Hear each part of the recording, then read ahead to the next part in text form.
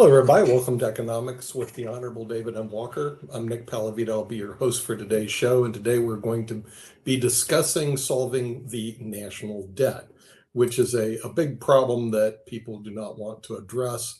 But the last month, I had the liberty of going to New York City for about a week. And then I was in Salt Lake City for about a week. Then I went to LA for about a week. Then I went to San Francisco, then to Atlanta, then to Tampa, then to New York, and then back to Barcelona. With that, it gave me some time to think because I was on airplanes and most of the time not doing shows. So first of all, the problem that we have is solving the national debt of 39 trillion, which is a lot of money. One thing we should look at is what baby boomers have, which is between 85 and 100 trillion. And the oldest baby boomers turning age 80 very shortly, and they have 85 to 100 trillion dollars. Actually, it was 110 according to one study. However, most of the wealth in the last 30 years went to the top 1%. In English, what happens today, the top 1% hold 40% of all equities. So there is actually a solution to the national debt. And it comes all the way back to when I first started law practice in 1984. It's called IRDA, which is 1981, the Economic Recovery Tax Act, which I'm sure the Honorable David Walker is very familiar with when they passed this tax act back in 1981. If we roll back to 1981 and we bring back the federal estate tax and the earmark it to the national debt, the amount of collections will be somewhere in the neighborhood between 40 and 50 trillion dollars. Now, granted, it will take over 3 lifetimes to do that. In other words, 3 decades at least to have that all collected. But certainly it is a possible solution to the national debt. At least we're heading in the right direction, as opposed to right now, there is no direction. So I wanted to propose that bring back the federal estate tax, an area that I had the honor of working in for 17 years until they eliminated it in 2010. So with that, we're going to bring somebody who's very familiar with the national debt, who's been harping about it probably since 2010, or if not before that, and showing the problems will exist. And that's the Honorable David M. Walker, the former Comptroller General of the United States, who's probably familiar with IRDA back in 1981, where a lot of our listeners probably, IRDA, 1981? That's a long time ago. But anyway, the numbers all make sense. The politics may be something different, but I found the money, David. I found the money. That's all I can say.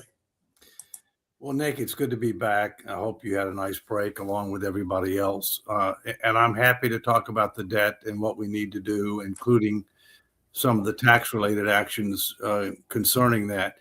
But let me start off first with the state of the economy in the United States, which obviously has a ripple effect around the world.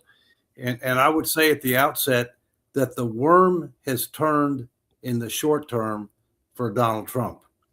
Up until 2 months ago, virtually every major economic statistic, Trump had a better track record than what the situation was in January of 2005 when he took office.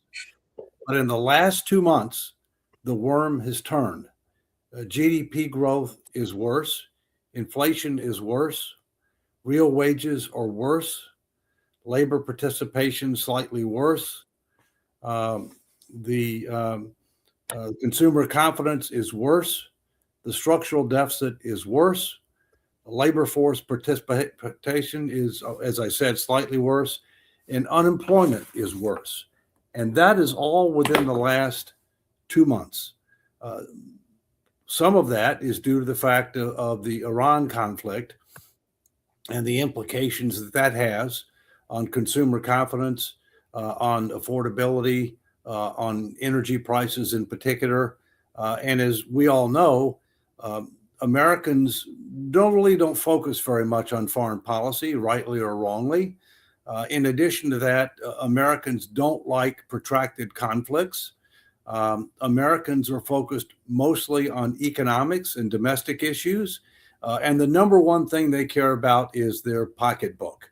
And therefore, we're in a situation where this Iran conflict needs to wrap up soon. or else it's going to end up having potentially a serious adverse effect on the prospects for Republicans in the November election, despite the fact that there's a lot of gerrymandering going on, trying to give an advantage to one party or the other. And on that, it looks like the Republicans are going to come out a little bit ahead with regard to the gerrymandering fights.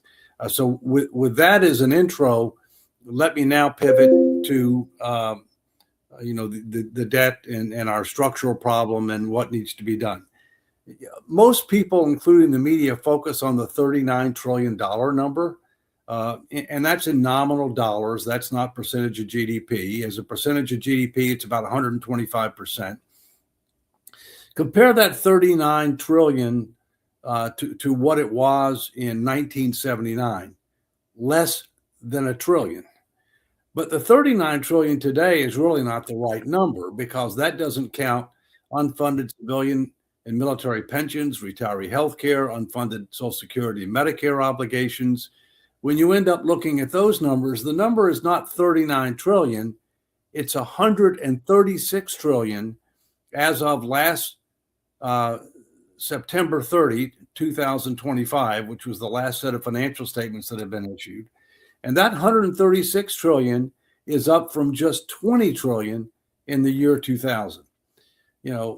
Keep in mind that in 1998 through 2001, the United States ran surpluses, and it actually paid down debt in at least 2 of those years. And in 2001, I remember testifying in Congress that based upon CBO, Congressional Budget Office projections, which is a nonpartisan agency in the legislative branch, that the U.S. was going to run surpluses as far as the eye can see, and Chairman Greenspan was concerned that we were going to pay off all the national debt. I testified right after him, and I wasn't concerned for a nanosecond about that, because I know how Washington works. There's no way they're going to allow that to happen. And sure enough, 2003, 3 things happened that convinced that we were out of control. 2008, when I left office, things just totally spun out of control with regard to deficits, debt, and fraud, waste, and abuse. And we're in a situation now where the fuse is getting short with regard to not just Social Security solvency, Medicare coming a little bit after that, but the potential for a debt crisis. We're now seeing interest rates that we're having to pay to finance longer term debt, up around the 5% range. We know that interest is the second largest and fastest growing cost, for which we get nothing. So there are a number of things that need to be done in order to be able to restore fiscal sanity and sustainability. And one of the things is that we're going to have to reduce projected spending as a percentage of GDP, and we're going to have to increase projected revenues as a percentage of GDP. And in doing that, we're going to have more people pay something and the wealthy to pay more. And we can debate how best to get the wealthy to pay more. And part of it is clearly the estate tax, which some people call the death tax. I don't buy that. And I remind them that when you talk about that as being the death tax, keep in mind about the birth burden. And what is the birth burden? It's the $136 trillion that we're planning to impose upon young people and future generations, which in many cases, they never had an opportunity to vote on. So, Houston, we have a problem here. And I just wanted to address the 39 trillion. I didn't want to get into Social Security and Medicare, because that's opening up even a bigger can of worms than the $39 trillion debt that we have right now. But I used to work in the federal estate tax area. I worked in it for 17 years. My clients were the founding family of Coca-Cola, the founder of Dunkin' Donuts, the president of Bausch & Lomb, the president of Kimberly-Clark, the former president of Philip Morris. I had a good stable of clients. I got fired in 2010 when a bill was passed to eliminate the estate tax. They didn't need an estate tax attorney anymore. I mean, seriously, that's how I got into pensions. I've been in pensions ever since. It wasn't because I liked to. They were eliminating the federal estate tax. And I sat there and thought, why are they doing this? Because I had clients literally come to me. They go, look, I'm worth 20 million. The state tax is 10 million. My kids each get 5 million each. Why should I do any planning? 5 million is a lot of money, Nick. How do I argue with that? Say, no, 5 million, nothing. It is a lot of money. So they didn't, frankly, a lot of them, they just didn't even care. They were going, okay, 50%, whatever. And they moved on. And now when they eliminated it, I was going, that's a source of revenue. And that's one reason I thought, if you brought back the IRTA, which was when I started around 1982, 84, I think is when I first started. That was the tax act that actually hit estates all the way down to 600,000. And I started doing planning for my grandmother's estate because we were way over that in the 80s, even before then. So I was very familiar with the estate tax since the 70s to my grandmother's estate, who her father founded a company called Bank One that eventually became JP Morgan Chase. So I was familiar with this stuff. It meant something personally to me. But at the same time, I realized that, now, wait a minute, because of the way they did this, we don't pay taxes anymore when people die. I'm going like, I just get gifts from heaven. And yet at the same time, to keep the government's back instead, you need to go back and recreate this federal estate tax. Otherwise, Houston, you got a big problem here, and I don't. And we haven't got to Social Security and Medicare. That's a whole different cat that's got to be attacked. My personal belief is you're not going to be able to solve the Medicare problem. You'll be able to solve Social Security, but Medicare, buddy, you're going to be on your own in about a decade, and it's going to be really. I think the U.S. is in for a really tough time. Let's deal with one at a time. We still have an estate tax, and it does need to be reformed. Individual exemption is $15 million. Exemption for a couple is $30 million. $30 million. $30 million, correct. Most people, very few people have to pay that, okay, with regard to percentage of the population. Some people argue, well, it's double taxation. If you're going to end up imposing an estate tax, it's double taxation. That's only partially true. One of the things that people don't realize is you get a step up in basis at death. And therefore, you can have a significant amount of accumulated capital gains that you don't pay tax on. And that, in fact, at death, the step up in basis means that you only have to pay tax, or the beneficiaries only have to pay tax on the appreciation that occurs after death. That could be a huge sum of money. You also have other provisions, like the carried interest, which is, primarily for people that are involved in private equity, where they're basically taxed at capital gains rates for things that in reality are ordinary income. All right. And to the extent that they're taxed at capital gains rates, it means that not only do they pay lower effective tax rates, but they also aren't subject to social insurance taxes. So there's a number of things that need to be done. I'll take a closer look at IRTA. As you may know, I'm in the process of writing my 5th book right now that's supposed to come out this summer. The tentative title of the book is Saving Social Security in America's Future. Now, pivoting to Social Security is not difficult to solve. In fact, I would argue it's the easiest thing to solve because we can reform it, phase in the changes, and exceed the expectations of every generation of Americans. Because young people don't think they're going to get it. They're wrong. They are. They may get a different amount in a different age, but they're going to get it. Young seniors think they're going to get taken advantage of. They're not. It wouldn't be equitable. It wouldn't be politically feasible to affect people who are already retired or near retirement. And so we can reform it, phase in the changes, and everybody gets more than they think they're going to get. The big problems are 2 things. Number one, healthcare. We've way overpromised. We've way oversubsidized. We're going to have major structural changes to our healthcare system. And one of the things that we're going to have to do that we've never done, we're going to have a public debate on how much, I'm picking my words carefully here, Nick, how much universal healthcare is appropriate, affordable, and sustainable, right? And by that, I mean, when I say affordable, not just for the individual, for the country, because if there's one thing that could bankrupt a country, it's healthcare costs. And even countries in Europe, as you know, who have socialized medicine cradle to grave, they don't write a blank check for healthcare. They subject it to an annual budget. We need to do the same. In fact, the entire budget ought to be subject to an annual cap, except for two things. Number one, Social Security, because we don't need to. We can make it work without putting a cap on it. Secondly, interest, because we can't put a cap on it. We got to pay whatever the market demands. But everything else needs a cap. The second thing that's going to be very challenging, not as challenging as healthcare, but challenging, is taxes. Not all tax cuts stimulate the economy. Very tax cuts pay for themselves. Nominal taxes go up because of inflation, because of bracket creep, and therefore what we have to focus on all of these metrics is where are they as a percentage of GDP? And right now we're spending in excess of World War II averages. We're taxing about the same. Spending is projected to go up even more. Taxes are projected to go up a little bit. And so the gap grows. And therefore we've got to mind the gap, as they say in the UK. Yeah, well, that's one reason I was looking more favorable for the estate tax, because it's easy to collect from a dead person. A live person they can run, the dead person they can't. And this double tax thing, everybody pays a double tax. You pay a sales tax.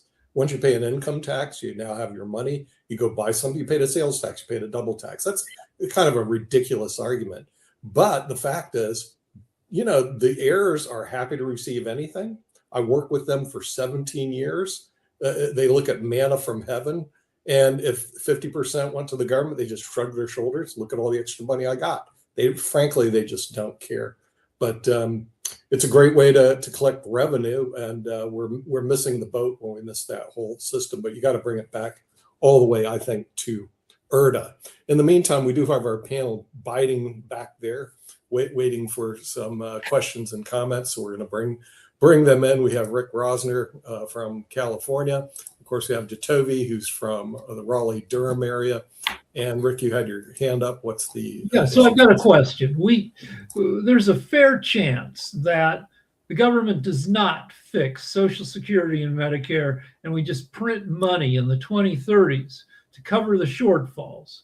So if we do that, and that is if we don't fix it and we just do what we've been doing, what kind of inflationary environment does it put us in? Does it give us year to year, does it give us year after year of 4% inflation, 5% inflation? What does it do? I don't know the exact number, Rick, but obviously it would be higher. And the bottom line is, you have to decide how you're going to get revenue into the system. Okay. And right now under current law, you can only pay Social Security benefits out of the assets that are in the trust fund. The latest projection by the Congressional Budget Office is that the assets in the trust fund for the Old Age Survivor Insurance Fund, which is retirement and survivors benefits, will go to zero near the end of 2032. And if they go to zero, and since you can only pay benefits out of the trust fund, it means that the payments have to match the revenue. And the current estimate is that you would have to cut benefits across the board 28%. Now, some people say, okay, well, we'll just throw general revenues in there. And where we're going to get it from, you're going to borrow, right? I and four of my federal public trustees, three of who were Democrats, one a Republican, and I'm an independent, agreed that's not the right answer. We should not be throwing general revenues into Social Security because, quite frankly, we have a lot bigger challenges that we're going to have more revenue for, one of which is healthcare. There's no question about it. And so, we're already borrowing too much. To the extent that we're trying to solve our problems with borrowing more, it means that interest rates are going to go up. It means that inflation is going to go up over time. My personal view is it's possible if we don't change course that we could have a debt crisis before Social Security runs out of money. And we're seeing all kinds of signals of that now with regard to reduction in appetite to buy our securities and increase in interest rates that we have to pay to sell them. So I've got a personal question then. Sure. I'm 66. I could start taking payments now, but if I wait till I'm 70, I get an extra $1,000 a month because it goes up for every year you wait. Yeah, about Should I start taking payments now at a lower level? Because if I wait till I'm 70, that's 2030, and I only get 2.5 years before Social Security runs out of money. All right. Well, let me tell you what I did, okay, and what I advised others, okay.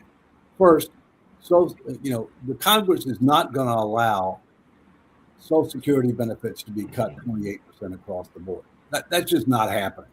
It's not equitable. It's not politically feasible. Go back to 1983, the last time that we reformed Social Security, they were within weeks, literally weeks, of that happening. And if it happened, it would have been a 25 to 30% cut. So they came up with a bipartisan solution. They passed it. It was supposed to keep Social Security solvent for 75 years. It didn't, in large part because of demographic trends, if you will. And so, we're not going to see a 28% cut. The question is, when are we going to make the reforms, and what are those reforms going to be? My personal view is that people that are in pay status or close to pay status aren't going to be affected very much. The younger you are, the wealthier you are, the more you're going to be affected, okay? And that with regard to your personal vision, I think there are two factors that you need to think about. Number one, are you healthy? Okay, I mean that is the number one factor. Number one concern. Health. Okay, the number two factor is, do you need the money? Okay, my view is, if you're in good health and you don't need the money, wait. That's what I did. I waited to 70. Why? Because you get, I think it's about 8% more. 8%. 8% more a year, and then you get a COLA increase on top of the higher amount, right? So that's what my view. Now, I do think that one of the things that may be coming, and none of us may need to worry about it, is I think there may end up being a cap on how much individuals and couples can get on Social Security on a prospective basis. I mean, there are proposals out there to say that individuals shouldn't be able to get more than $50,000 a year. The couple shouldn't be able to get more than $100,000 a year. Believe it or not, under the current formulas, you can get more than that. And so I think some of those things may end up happening. So bottom line is, with regard to your personal situation, what's your health, and do you need the money? Mm-hmm. Thank you. You're welcome. All right. And Jacoby, I hear that you're pretty good at saying, are you ready to rumble? I won't say that one because that's Michael Buffer. He'll sue you for $1,000. Yeah, I heard at the ball games you're pretty good at that. Yeah. Well, I'm just random dude with a microphone. Maybe you change your word or two. You still got to come down to one though, Dave. I'm still waiting for you to come down. I love ball. I played ball for years. Oh, what position? The major position that I played was shortstop or third base, but I played everything but catcher. Yeah, I couldn't play catcher either. I don't want people throwing the ball right at my head every time. Well, the other thing is I had a bat blind issue or whatever. Yeah, which is an issue. Also, you're playing catcher wrecks your knees. Yep. That's true too. That's true too. Yeah. I like out in the outfield just running. Well, the other thing about the outfield is you can just stand out there, because the only time I played was when I was in the grade school and stuff like that. And the outfield, there weren't that many people in that particular age that were actually going to hit it to the outfield. So you spend a lot of time out in the outfield just waiting for somebody to get lucky enough to hit it and everything like that when you're of a certain age and everything in that space. So yeah, that's very much true. That sounds like T-ball, Mark. It was in the rural North Carolina, and it was regular baseball games where we were in the deep. We had like fields that we had created, and so it was like that sandlot games that people talk about back in the day and everything like that. So it was definitely sandlot baseball. But I remember, I think that field may still be around for all I know, if it hasn't overgrown and everything like that.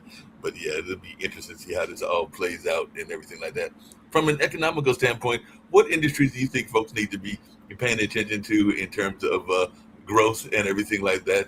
I was just curious your thoughts on this, because I hear different people, including Sasha with his investment show, that have different industries that we need to be paying attention to. And I know we've been talking about AI, but I just wonder, as an observer of economics, what do you think Americans should be paying? Well, People around the world. Look, clearly number one is tech in general and AI in particular. And there's a lot of people that are, especially young people that are very concerned about what the workforce effects are going to be on AI. And the simple truth is people that are doing, process-oriented work, that are doing research-oriented work, that's not value added, they are at risk of being displaced by AI. And it's going to be much more important to be able to be in value added positions, in order to be able to maintain your job.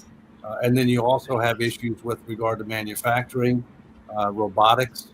You have issues with regard to even healthcare research. I mean, there's some tremendous possibilities of accelerating findings in healthcare and other areas as a result of using AI.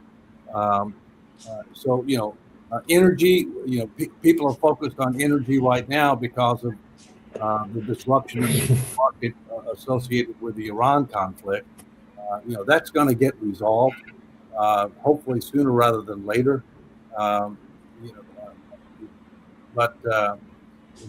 Healthcare obviously is something that that people are focused on.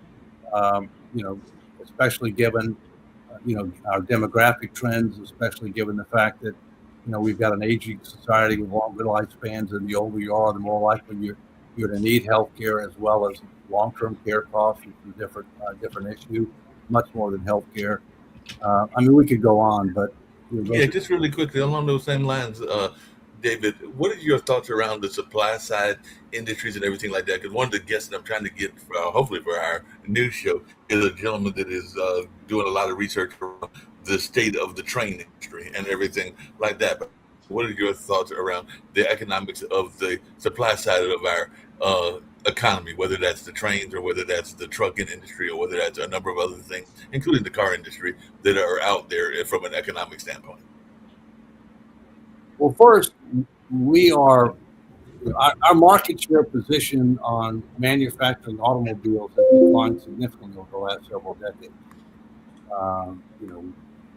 Right now, we are not allowing imports of Chinese electric vehicles in order to protect our domestic industry. If that were to change, our market share would go down even further because they produce a lot more than we do at a lot lower cost. Okay. With regard to trains, we have a terrible track record on trains. I don't know how often you go on the train, but I live in Washington, and we have something called the Acela, which is Amtrak, which is supposed to be high-speed rail. There are parts, there are places right outside of New York and a few other spots where literally I can run faster than that train can go. Because we're running high-speed rail, commuter rail, and freight rail on the same lines.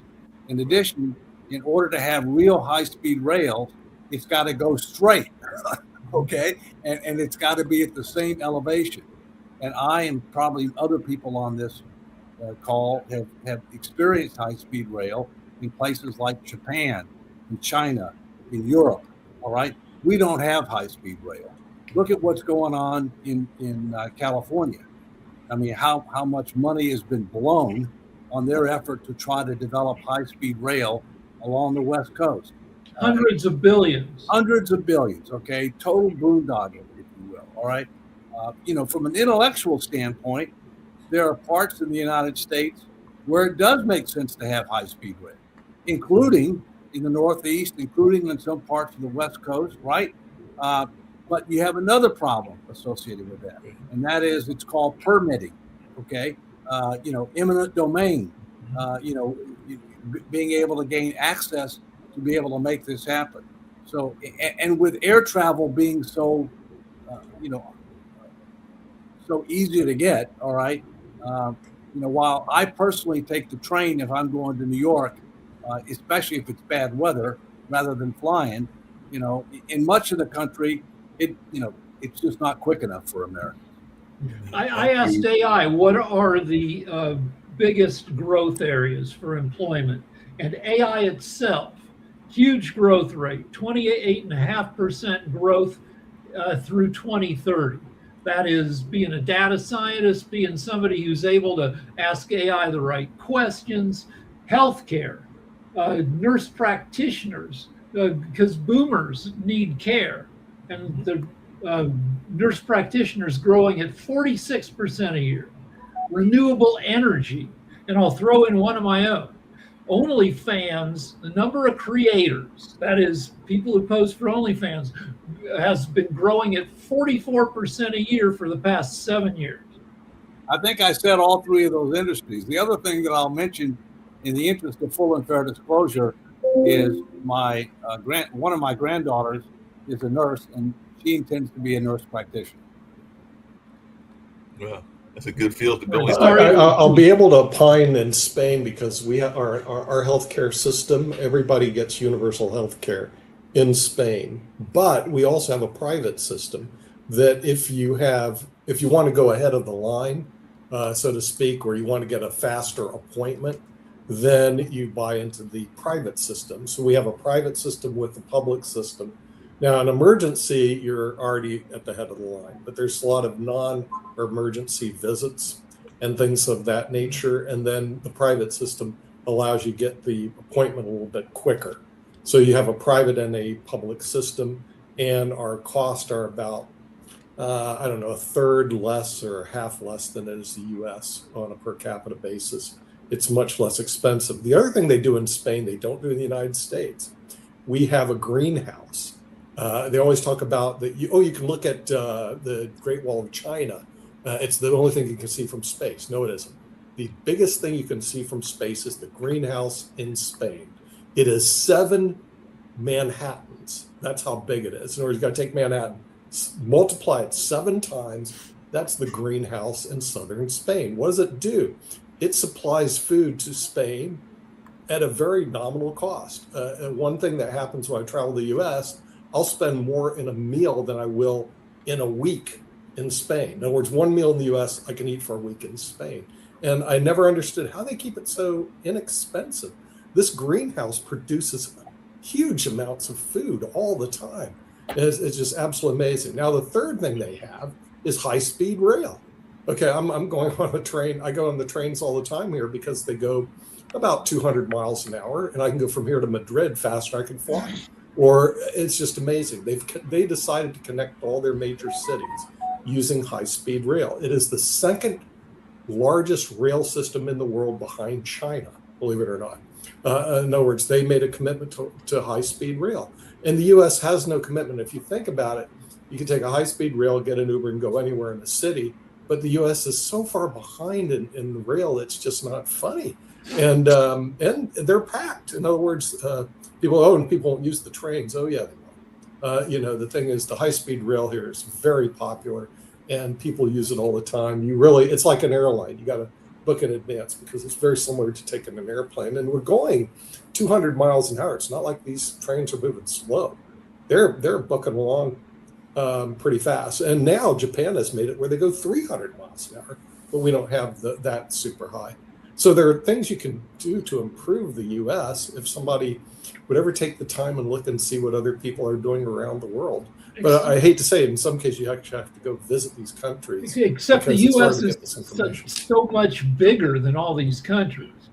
So what you're saying, Nick, is it's all about priorities and what you put forward. Yeah, and the U.S. isn't as big as the European Union. The European Union has 423 million people. I believe the U.S. has 330. So 340, 345 pieces than the European Union, but the European Union is bigger than the United States. I'm just saying the distances. So you can't do a high-speed rail network across the whole west of the Mississippi because the distances are too crazy. But Rick, hold on a second. I think the U.S. has more excuses than the European Union. Well, not territory. It hasn't been a priority, okay? But secondly, it doesn't make economic sense to necessarily have it everywhere. Right. You need to do an economic analysis. Clearly, it makes sense to have it on the East Coast, Eastern Seaboard. to have it on the West Coast.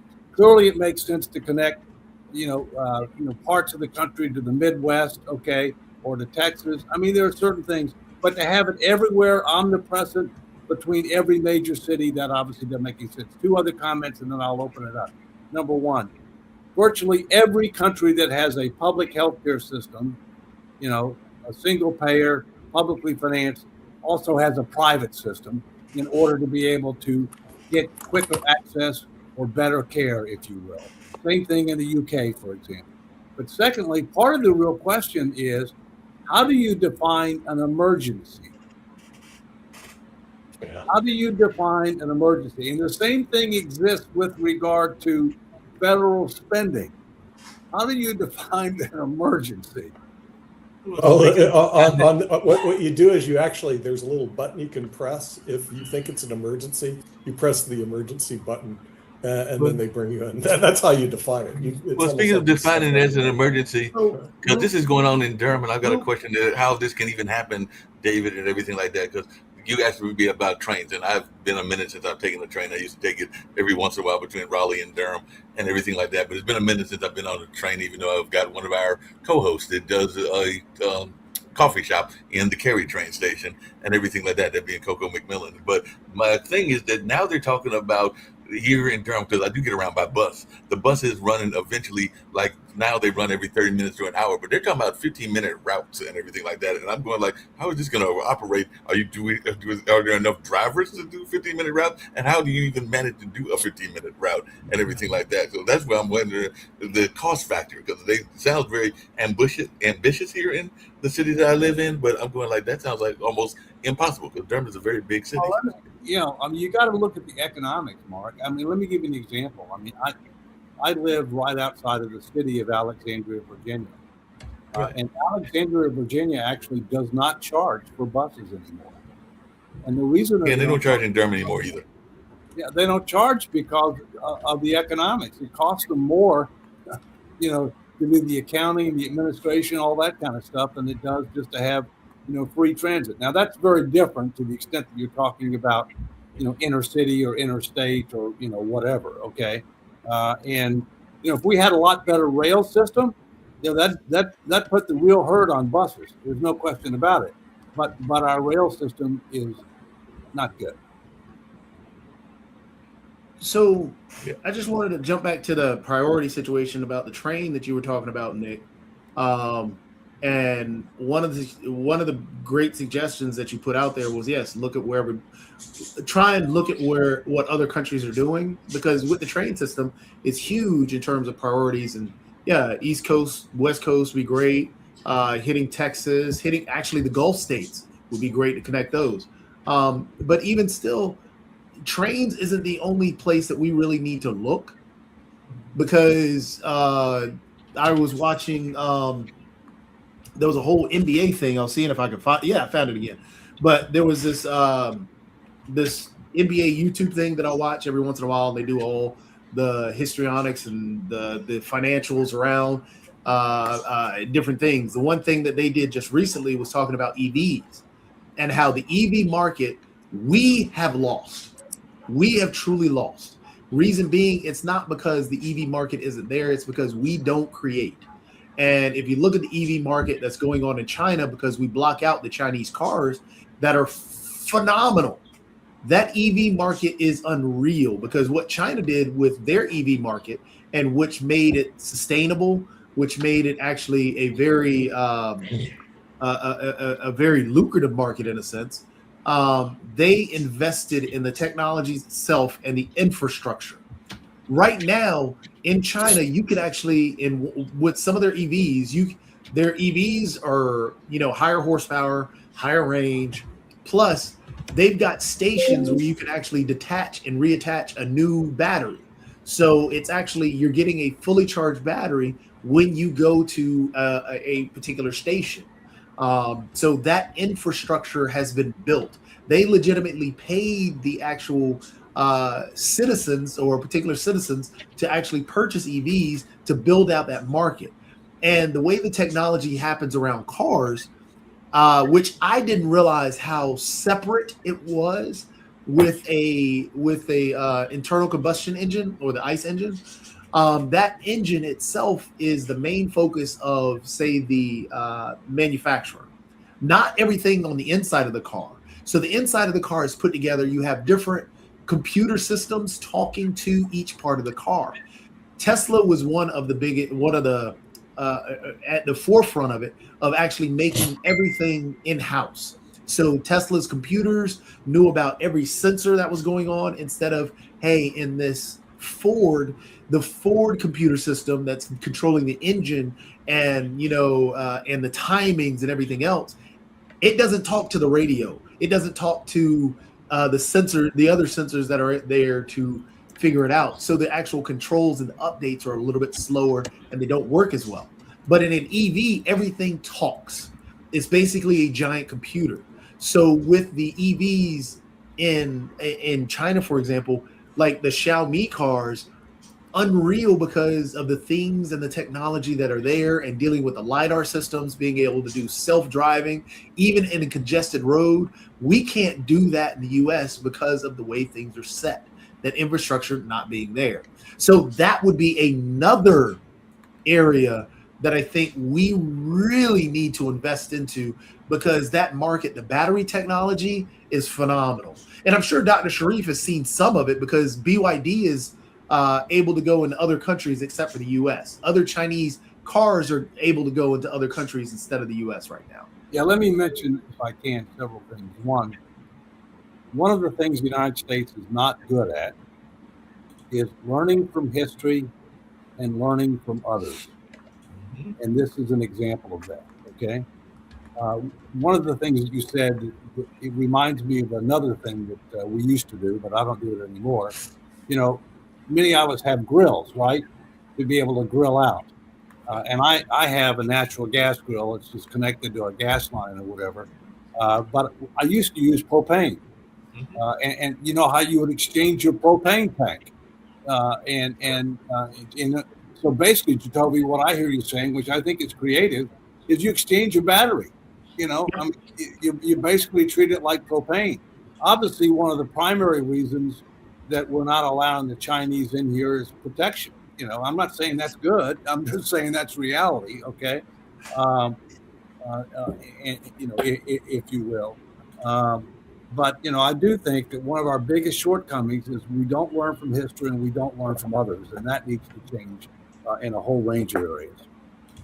One of the interesting things, and I'll try and share it in the group chat, I'm trying to get there, is in that YouTube video, they talked about the protectionist thing that the U.S. has, and that in the car market, for example, and that's what it talked about, is in the car market, how the protectionism around that car market that's what's harming our innovative ways in that car technology.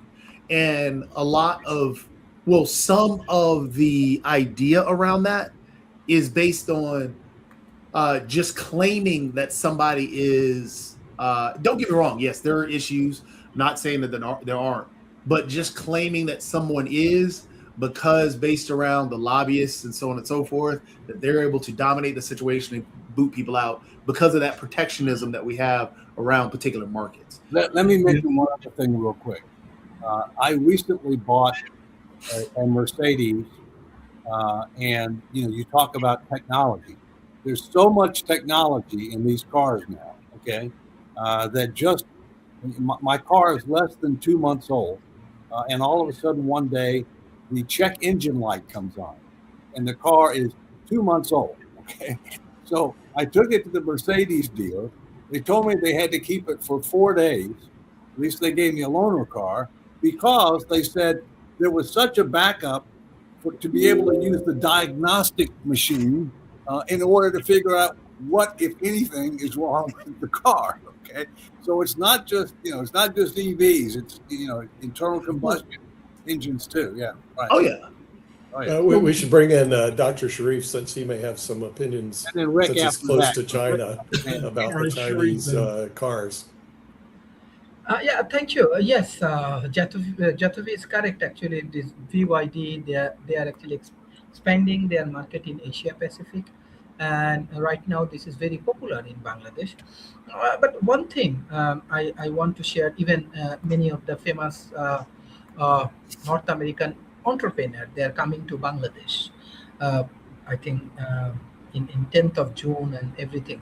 I always welcome this global North investors and the business organization and so on, including Nick, Dev Workers, and everyone. Visit Bangladesh, visit emerging economy. It will give you some sort of new opportunities for business. Actually, how I see this $39 trillion economy, USA should invest like China, right? China basically invest through their Belt and Road Initiative. That's why China become more powerful, right? China get more sovereign. China get more market and so on. So USA should not only the software industries. USA also can think about, let's say, uh, for energy industry, right? I invite even infrastructure industry in Bangladesh, and they are proposing from USA, okay, why don't we build up this 8 division of Bangladesh with Prime Minister Office and USA. That is the way USA should think. USA businessmen not only think in the internet, take the real actions, right? Come to Bangladesh, meet with the grassroots level people, meet with the political person, meet with the corporation, utilize this Islamic finance, microfinance. This is the way actually USA can explore more opportunity, not the wire. Through the wire, actually, US is not getting anything. In the Iran wire, US are not getting anything. But through this open world, through this open society, through this intellectual ability, what USA has, and merge with this global South, like this microfinance, right? It win Nobel Prize, and they can deploy innovation, and through this microfinance utilizations, USA can gain more success.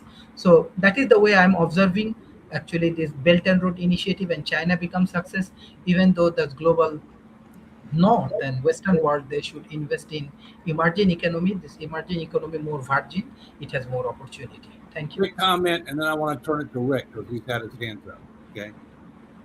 One big difference between the United States and China is China has a long-term plan, and we don't, and they execute on it.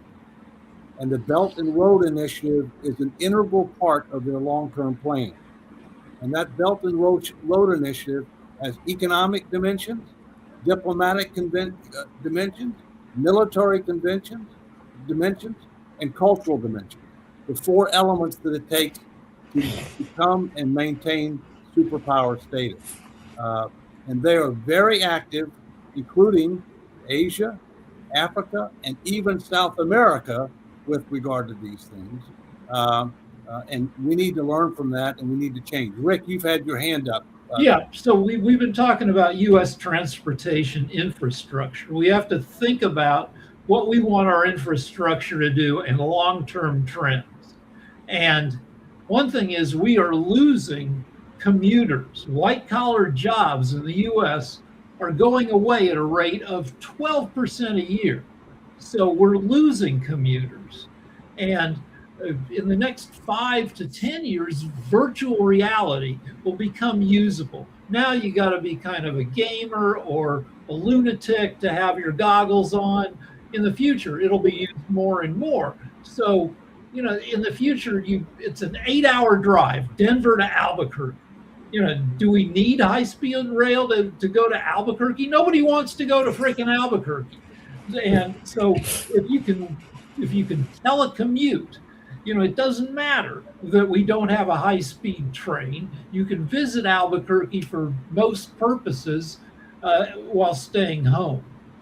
Yeah, but Rick, to your point, and I'd love to hear David's thoughts around this.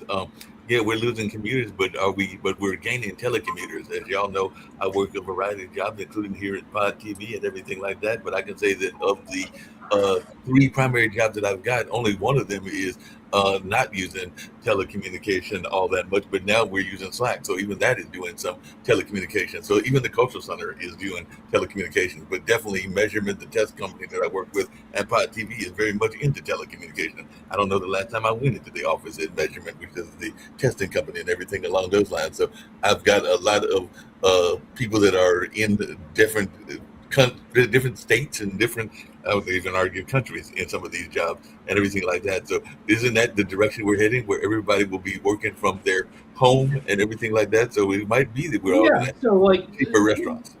so the putting in like a crazy, like Musk for a while wanted to drill tunnels from like LA to Vegas for a high-speed tube. Like we're putting in all these systems that might be serving a lower and lower population. I think you guys are in violent agreement. Okay. And Nick, if I can you bring everything home? I've got something I've got to do. Just came up, and I've got to deal with it. It's good to see everybody No back. problem. Look forward We'll have a to couple minutes. connecting next week. Okay. Yeah, look forward to seeing you next Okay, week. we'll see you, David. Bye bye. Right. Okay. Yeah, the thing is, when you're talking about telecommuting, Rick, it's a problem that we're having in our office in Salt Lake. No one wants to come to the office anymore. The president of the company sent a letter out going, you guys aren't coming to the office anymore. You said you're going to be here one day. You're going to be out of the office 1 day a week. Now you're out of the office 4 days a week. People just don't want to work out of the office. They want to work out of their houses. It's much more convenient. They don't have to commute, blah, blah, blah. Well, what's happening right now in New York City, 40% of the office space is vacant. This is where the real problem is economically. If you go around the country, those big office buildings they Yeah, built. you have to figure out how to convert them to living spaces. Yeah, So exactly. Manhattan Island, what you're talking about, has a nighttime Exactly. population of 1.6 million, used to have a daytime population of 4 million. That 4 Yeah. million has been shrinking because it's a pain in the ass to get to Manhattan. Once you're there, Right. if you drive, you have to pay $30 or more to park your car. Right. You have to find a place to get lunch, and you might be Yep. paying $22 for a lousy lunch. Hey, That's- Nick and Rick, but there's a flip side to telecommunications. I'd love to hear Toby's thoughts around this as well. But the flip side to telecommunication is that it becomes too tempting to work over hours and everything like that. Because I know that even on the current project I'm working on, they just offered us a bunch of overtime hours that you got to make a incentive Yeah. if you work the amount of overtime hours and everything like that, because it is so convenient that maybe it becomes too convenient and everything like that. So I was wondering y'all's thoughts around that, because it's Well, yeah, and it's bad for you. This chair, this is a gamer chair for if you're going to sit your ass down for 12 hours a day. It's very comfortable, but you're killing yourself. It turns out that being on your ass all the time is almost as bad as smoking, I guess, according to some. And that's my question, is the health thing, because even on this particular project that I'm working on, they were offering, I think if we got up to 25 hours, you can make an extra several $100s and everything like that. But then 25 hours over a 3-day period, that's like 10 hours of you sitting on your backside is what you're about. Hey, but it doesn't matter. It's the trend. In other words, the thing is, I was trying to tell the president of the company, I said, look, you're fighting uphill battle. Right now, people are working out of their home offices rather than the office. Okay. They don't want to work at the office because they don't want to go through the commute. I mean, it's just the way it is. And with communicating, they can do a lot without having to go to the office. But what it's creating right now is vacant space. But if you notice the new buildings around the United States, they're all condominiums and apartment buildings, Rick. People are not building. Builders aren't stupid. No, you They're shouldn't not be building building office buildings. But they're building office buildings that aren't occupied. I mean, they're building apartment buildings that aren't occupied. That's the problem. Here is the triangle. They're overbuilding. They will be eventually occupied. Those apartment buildings will be eventually occupied. But what will happen is those office buildings may not. And we're even looking to downsize in 3 years our office space because people don't want to come to the office. And how are you going to fight that?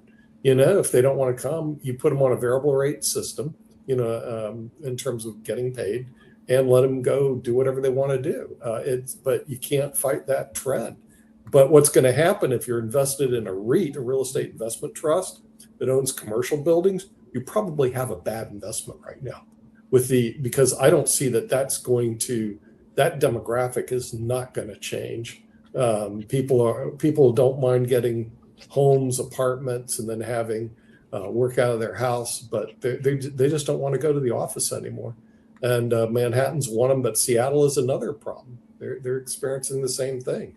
empty office buildings and a demand for housing. But if And you could they don't want to invest convert in them a yet. company that converts office to residential, which is a tough thing to do.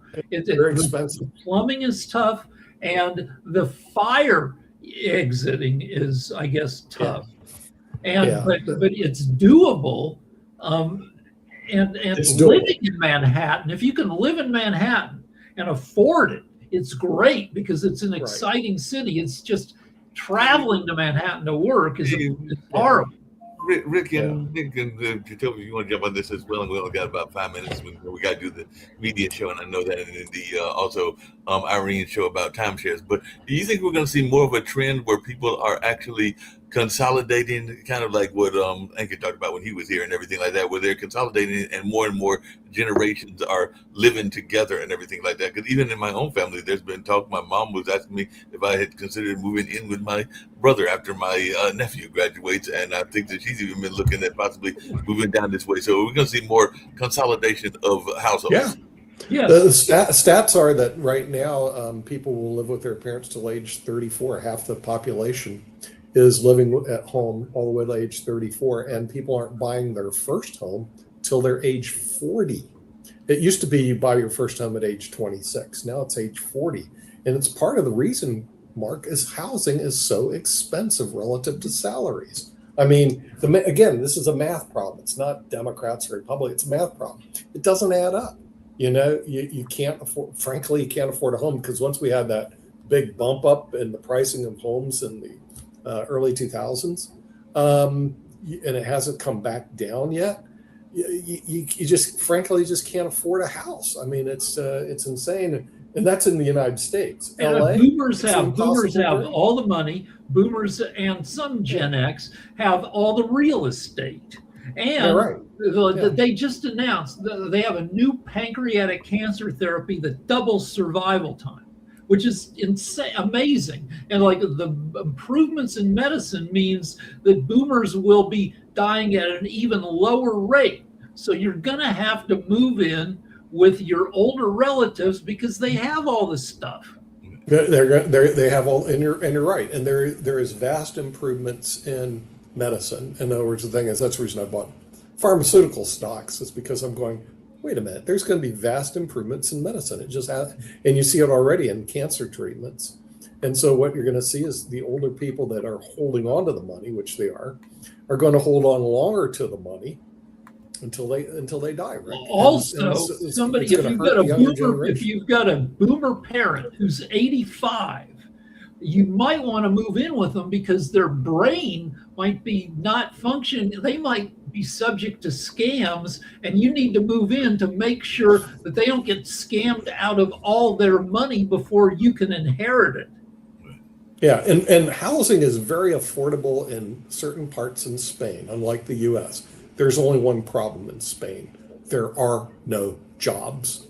So if somebody says, I'm going to Spain to get a job, forget it. The unemployment's double digit as it stands right now, and there's just no jobs. So, but it's a big being problem. jobless in places where it's cheap to live, it's a good lifestyle. You hang out in Spain, you go to the gym, you go to thrift stores and you pick out nice clothes, you pick up young ladies on the street, and as long as they don't mind going back to the home that you share with your parents, things are great. Or if you're a digital nomad, the digital nomads, in other words, if you're doing all your business on the internet, like I am, and a friend of mine who does he does cybersecurity, he does everything on the internet, then Spain's a great place. But if you actually have to show up somewhere and get a real job here, forget it, because there's just no jobs. And the latest demographic thing we saw is young people hitting the job market as we sit today. If you just graduate from college, your odds of getting a job are pretty poor. I saw the unemployment as high as 30%. I mean, off the charts. Yeah. Which, by the way, is good for an employer. Okay, I know everybody thinks it's bad, but let me tell you, as an employer, I think it's great. I was going to tell my president we should start hiring more people because we need more people to work. And our problem we've had for years, because in Utah, unemployment's like 2%, like you can't hire people. But around the country, there's a lot. Which means you can places. lowball your college grads. You can say, "We'll pay you Exactly. 65,000." They're like, "I thought I was going to get 120." Nope, sorry. Think again. So I'll have to talk to him about us hiring around the country because we have a lot of telecommuting jobs. He doesn't like that. He wants people to come to Salt Lake and sit in the office, but reality, that's just not going to happen. And I think you're going to see a lot of the telecommuting jobs are the ones that are going to go away. Anyway, speaking going away, I think we're at the hour. So we have to go. And we want to thank everybody. We're going to media shows next on the Pod TV network, and we will see you there. In the meantime, economics is over.